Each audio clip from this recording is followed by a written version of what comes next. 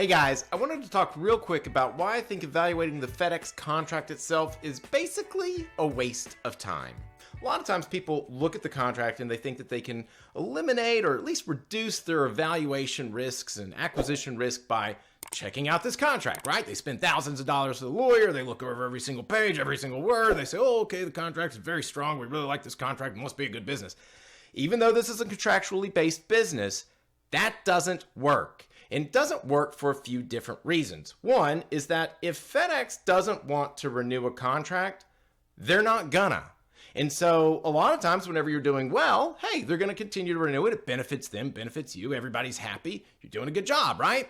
The times whenever we see people not get their contracts renewed at the expiration date, which that's an important caveat there, at the expiration date, is situations that are kind of unique or rare. A sort of situation where perhaps someone's not doing quite so well or something like that, but more often than not, it's these exceptional sorts of situations. Like, for example, several years ago, there used to be something called a swing route. A swing route was this FedEx designated route where the company essentially, sort of, ran routes for the contractors. It wasn't quite like that. I'm leaving out some details here for the sake of brevity. But the point is that there were these routes that were out there to try to help out contractors whenever a contractor went on vacation. This was common whenever there were a lot of single route owners back in the day. Eventually, FedEx says, hey, we don't want to have single route owners. We want to have, people that have 5 routes as a minimum, which is pretty much where we are right now.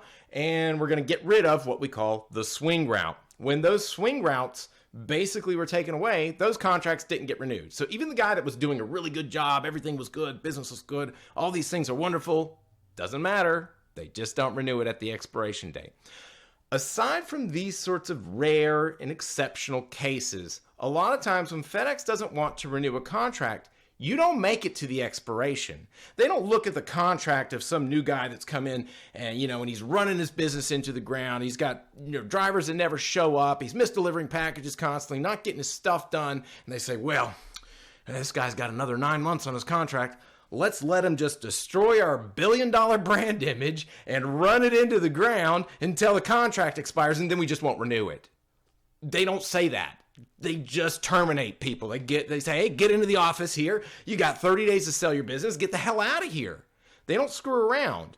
And so they want those packages delivered. They don't care when the expiration date is, and you shouldn't either. Because again, unless we're talking about really exceptional and unique circumstances, which do exist, the expiration date is not what the issue is. Termination is your issue. So when someone says, well, if this guy's selling, I noticed his contract here in my personal evaluation that the contract expires in about 90 days. This is a big problem for us guys. It's like, no, it's not a problem. It's not a problem. Because again, if you're doing a good job, they're going to continue to renew it, right? So I don't really care about when the thing expires. I really barely care what's in it. The reason why I barely care what's in it is because if FedEx wants to change something, they just say, hey, come on into my office. We're changing the contract. And you say, well, we're not really prepared for any sort of changes here. We spend a lot of money with the lawyers to make sure that everything is good. Doesn't matter. They say, okay, you don't want to sign the papers to change it. That's fine. We just won't renew it. And you say, oh, God, well, I guess I better sign these papers and get it renewed. Now, most of the time, whenever you sign those change orders and changes in that contract, a lot of times, honestly, it's not bad. Sometimes it's better. Hey, come on in. We're giving you bonuses for delivering during COVID times. Oh, okay, great. I'll sign that contract. It's wonderful, right? So it's not all bad. Not all change is bad. And so whenever we see the changes that do happen, you got to realize it's going to happen whenever they want it to happen. So sometimes people say, well, I want the contract to be for 20 years. Well, you could get that. They're just going to change it. They're just going to change it. And sometimes, you look at the idea of like, oh, well, I'm going to get a Subway franchise. Their contracts are 20 years. Well, Google how things are going for some of those franchisees and tell me if you want the contract that's 20 years. So the fact that a contract is longer or shorter or whatever doesn't quite matter when we're dealing with these types of companies. We have to look at, are they going to continue to want to renew? And am I doing a good job? This thing's probably going to get renewed. And sometimes people were initially nervous, like 10, 15 years ago, like, gosh, what if FedEx brings this all in-house and, they could just not renew the contract. Well, 15 years ago, 10 years ago, maybe that was a little bit of a concern.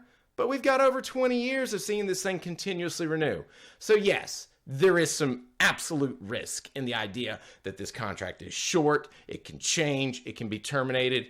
Those are real risks.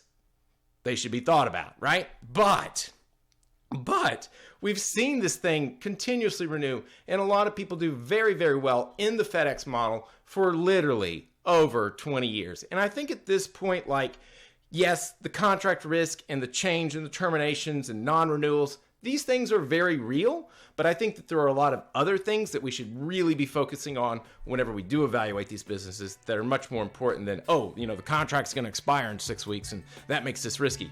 No, it doesn't. Like, there's a lot of other things that are going to make this thing risky, but 6-week expiration, not really so much, not in my opinion, right?